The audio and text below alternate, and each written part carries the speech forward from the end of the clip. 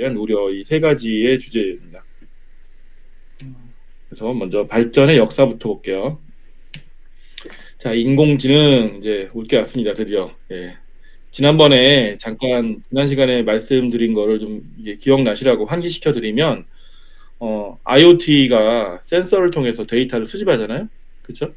수집된 데이터는 어디로 갈까요? 클라우드로 가겠죠. 그렇죠? 네, 클라우드에 가서 이게 이제 저장이 돼요. 이게 저장이 되면 이 저장된 데이터들은 어디로 갈까요? 예. 저장된 데이터는 학습을 위해서 빅데이터로 갑니다. 빅데이터에서 처리를 하고 빅데이터에서 처리된 걸 가지고 이제 모델이란 걸 만드는데 그 모델을 만들면 그게 이제 인공지능이에요. 고순서를 갖고 있어요. 그래서 전반적으로 이제 AICBM 이렇게 앞에 철자만 따가지고 많이들 얘기를 하는데 고순서를 잘 기억을 하셔야 돼요. 그래서 이게 A가 이제 AI예요. 그리고 A 그다음에 I가 나오잖아요. I는 IoT. 그다음에 C는 클라우드. B는 빅데이터. 그다음에 M은 모바일. 이렇게 돼 있어요. 그래서 AICBM 이렇게 앞글자만 따가지고 좀 약자로 해서 이렇게 많이들 얘기를 합니다. 그럼 외우기가 쉽죠. 근데 데이터가 전달하는 경로는 센서에서 그다음에 저장을 해야 되니까 클라우드로 가고 클라우드에서 빅데이터 처리를 한 후에 인공지능 서비스를 하는 거예요. 그렇게 이해를 하시면 돼요. 이걸 자세히 보면은 사람하고 비슷해요.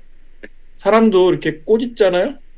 꼬집으면 피부에 있는 그 신경들이 얘가 뭐 눌렸다는 신호를 보내잖아요. 그쵸? 그 신호들은 몸에 있는 모든 그 신경세포와 신호들은 다 어디로 갑니까? 뇌로 가서 이제 그게 기억이라는 걸로 남아요. 아, 꼬집으면 아프구나. 이제 이런 게 기억이 남는데 처음에는 그게 이제 지능으로서 작용하지 않아요. 지능이라는 거는 반복된 학습을 통해서 나오는 거거든요. 그래서 같은 부위를 자주 꼬집게 되면은 그 꼬집은 내용은 뇌가 이해를 하게 되고 반복해서 했으니까 얘가 똑같은 상황이 발생하면 아프구나 그런 이제 생각을 하게 되는 거죠. 그래서 꼬집으려고 누가 덤벼들면 어떻게 합니까? 피해요. 안 꼬집히려고. 그게 학습의 효과예요. 결국에는 꼬집으면 아프다라는 사실을 알기 때문에 판단이란 걸 한 거거든요. AI는 결국엔 판단을 하는 녀석인데 판단을 한 거예요. 그게 이제 인공지능하고 잘 맞아 떨어져요. 결국에 사람이 만든 것들은 대부분 사람의 인식 범위 내에서 만듭니다. 그런 내용이고요. 그래서 인공지능은 인공적으로 만든 지능이에요. 지능이란 거는 네이버에서 검색해 보시면 뭐 지능에 대한 정의가 굉장히 많이 나오는데 대부분 뭐냐면 학습을 통한 어떤 지식이에요.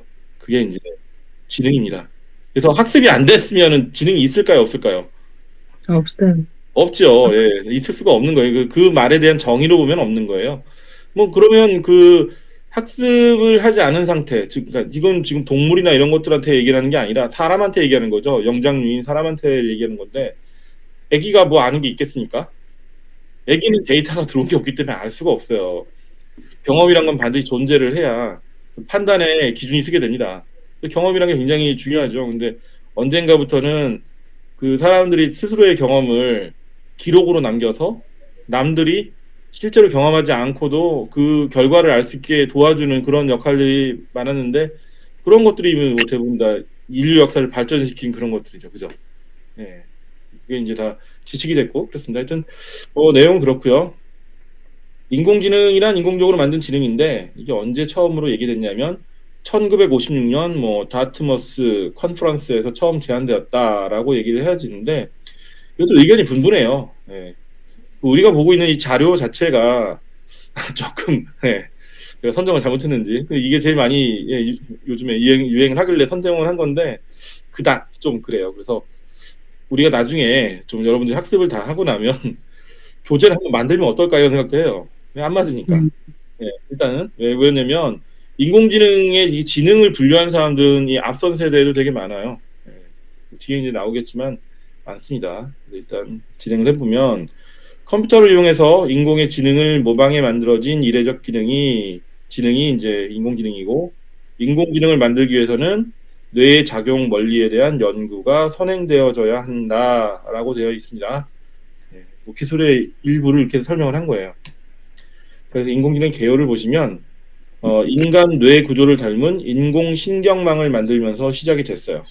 예, 시작이 됐고, 인공지능 분야는 컴퓨터공학, 뇌과학, 그 다음에 유전학, 심리학, 사회문화적 학문과도 포괄적으로 관계가 되어 있다라고 되어 있는데, 최근에 와서는 뇌과학과 컴퓨터공학은 진보가 엄청나요.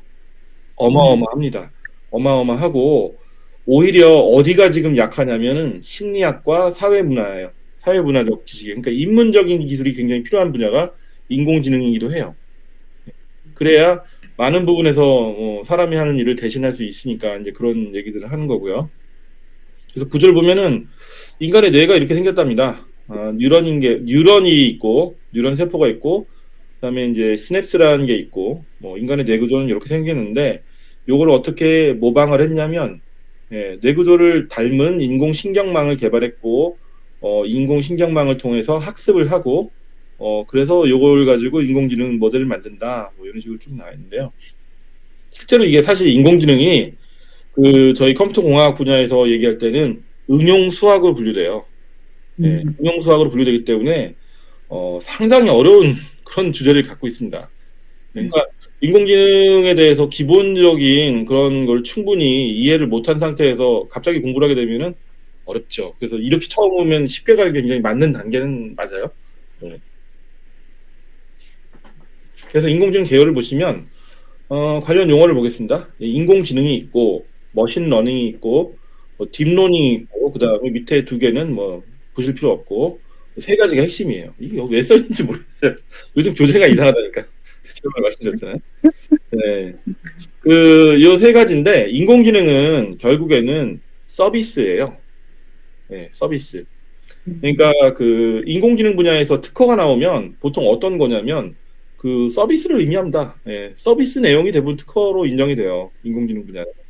그래서 여기 보시면 인간의 학습 능력, 추론 능력, 지각 능력, 그다음에 자연 언어의 이해 능력 등을 컴퓨터 프로그램으로 실현한 기술이다 이렇게 되어 있는데, 이거를 위해서 이건 인공지능은 종합 서비스를 얘기하는 거고, 이런 기술을 위해서 필수적으로 만들어 놓은 응용 수학 기술이 두 가지입니다. 머신러닝과 딥러닝. 예. 그러니까 인공지능은 사실 머신러닝이나 딥러닝으로 대체가 돼도 거의 뭐 틀린 말이 아닐 정도예요. 왜냐하면 실제로는 딥러닝 기술이나 머신러닝 기술로 만들기 때문에 그래요. 단지 머신러닝과 딥러닝 안에는 데이터와 모델이 필요한데, 데이터는 입력 요소가 되는 거고, 모델은 출력 요소가 되는 거죠. 그 출력 요소를 잘 정리를 하면 그게 인공지능 서비스가 됩니다. 보통은. 네, 그래서 그렇게 이해를 하시면 될 것 같습니다.